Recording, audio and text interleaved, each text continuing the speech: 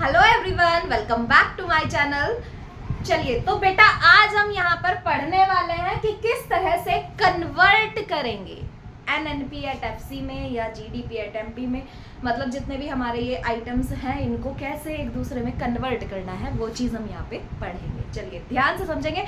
बहुत अच्छी ट्रिक आपको यहाँ पे मैं बताने वाली हूँ जो आपको हमेशा याद रहेगी। ध्यान से समझ लेंगे। देखो सबसे पहले तो मैं फुल फॉर्म आपको बता देती हूँ, फिर उसके बाद मैं ट्रिक्स आपको बताऊंगी कि किस तरह से आपको याद रखना है। ठीक है, देखिए जी जहां पर आ गया है, जी की फुल फॉर्म है ग्रॉस। ठीक है, डी आ रहा है, डी की फुल फॉर्म है डोमेस्टिक। एमपी अगर आ रहा है तो एमपी की फुल फॉर्म हो जाती है मार्केट प्राइस। एंड एफसी अगर आ रहा है तो एफसी की फुल फॉर्म हो जाती है फैक्टर कॉस्ट। ठीक है, फैक्टर कॉस्ट क्या है कि जिस कॉस्ट पर प्रोडक्शन हुआ है। फैक्टर ऑफ प्रोडक्शन जानते हैं, land, labour, capital, entrepreneurship, 4 factor of production होते हैं। तो उनकी जो कॉस्ट है उसको फैक्टर कॉस्ट हम बोल रहे हैं। मार्केट प्राइस क्या बोल रहे हैं, जब हमारा प्रोडक्ट मार्केट के अंदर पहुंच चुका है उसकी जो वैल्यू बन चुकी है वो मार्केट प्राइस है। ठीक है, चलिए जैसे कि एनएनपी एट एफसी है, एनएनपी एट एफसी है तो यहाँ पे एनएनपी एट एफसी की फुल फॉर्म क्या हो जाएगी। ये वाला जो स्टार्टिंग में एन होगा इसकी फुल फॉर्म रहेगी नेट। नेक्स्ट जो एन है इसकी फुल फॉर्म रहेगी national product. Net national product at factor cost. ठीक है, ये फुल फॉर्म हो जाएगी। जैसे कि आपके पास आ जाता है जीडीपी एट एमपी। जी की फुल फॉर्म हो जाती है ग्रॉस, डी की फुल फॉर्म हो जाती है domestic product at market price. Clear? ठीक है, ये चीज हो जाएगी। तो इसी तरह से ये हमारे 8 रिलेटेड एग्रीगेट्स हमारे बनते हैं नेशनल इनकम के। ठीक है, NNP at FC, NDP at MP, GDP at MP, GDP at FC, GNP at MP, GNP at FC, इस तरह से काफी सारे हो जाते हैं। ठीक है, मैं आपके सामने शॉर्ट में लिख देती हूँ। जैसे कि जीएनपी एट एफसी हो गया, जीएनपी एट एमपी हो गया है, जीडीपी एट एमपी आ गया है यहाँ पे हमारा। ठीक है, एनडीपी एट एफसी हो गया। इस तरह से कई सारे हो जाते हैं। ठीक है, तो यहाँ पे हम क्या कर रहे हैं, कन्वर्जन करेंगे। मैंने आपको 3 फॉर्मूले बताए, value added method, income method, expenditure method. Value added में बताया था कि आपको सबसे पहले जीडीपी एट एमपी कैलकुलेट करना है। इनकम मेथड में बताया था कि पहले एनडीपी एट एफसी कैलकुलेट करना है। एक्सपेंडिचर में बताया था कि पहले जीडीपी एट एमपी कैलकुलेट करना है। लेकिन हमें करना क्या है, मान लिया क्वेश्चन में बोल दिया है नेशनल इनकम फाइंड आउट करनी है और वहाँ पे हमने कैलकुलेट तो जीडीपी एट एमपी किया है तो उनको कन्वर्ट करना पड़ेगा।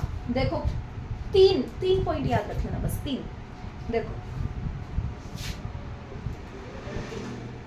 ग्रॉस टू नेट अगर हमें जाना है, ग्रॉस टू नेट अगर जाना है तो डेप्रिसिएशन को माइनस कर देंगे। ग्रॉस टू नेट जाएंगे तो डेप्रिसिएशन को माइनस कर देंगे। क्लियर?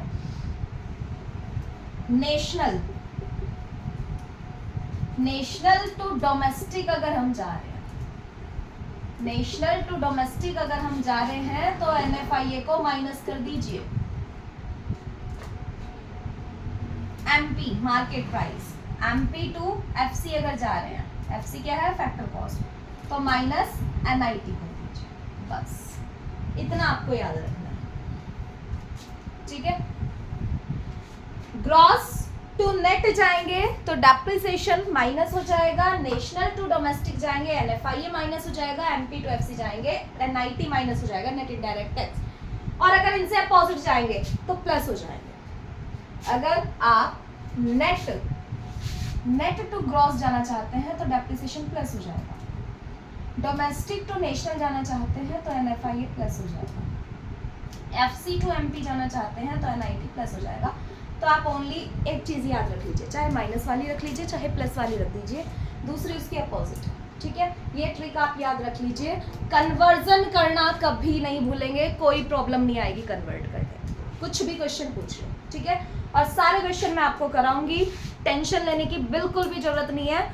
न्यूमेरिकल बिल्कुल 100% आपके क्लियर हो जाएंगे, ठीक है। चलिए, तो ये आपको ट्रिक याद रखनी है, gross to net minus dep, national domestic minus NFIA, MP to FC minus NIT, ये चीज़ आपको याद रखनी है। NIT का फॉर्मूला मैं आपको बता देती हूँ, NIT कैसे कैलकुलेट करेंगे। NIT किसको बोल रहे हैं? नेट इनडायरेक्ट टैक्स को हम यहाँ पे NIT बोल रहे हैं, जिसका फॉर्मूला क्या है? इनडायरेक्ट टैक्स माइनस सब्सिडीज, ठीक है। नेट इनडायरेक्ट टैक्स का फॉर्मूला क्या है? इनडायरेक्ट टैक्स माइनस सब्सिडीज, और सेम कंडीशन नेट एक्सपोर्ट वाली यहाँ भी लगेगी।